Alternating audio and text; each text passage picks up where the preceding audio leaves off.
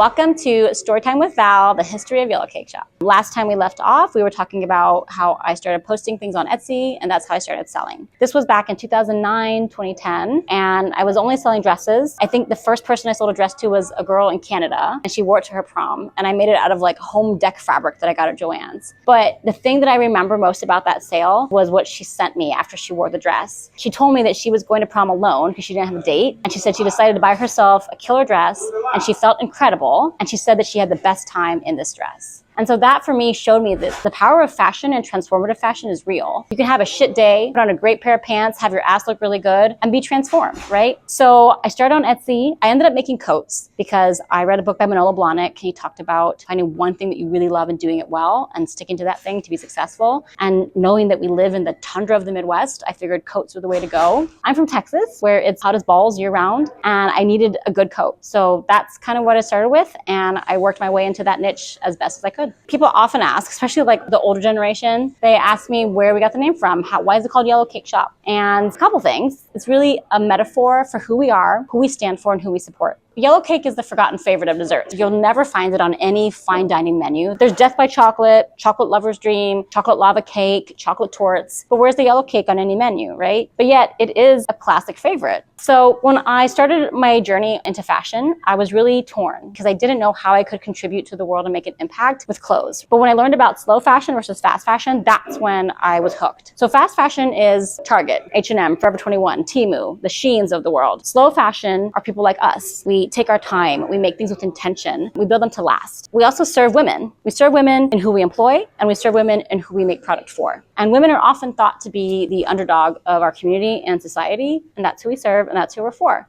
much like Yellowcake, the forgotten favorite.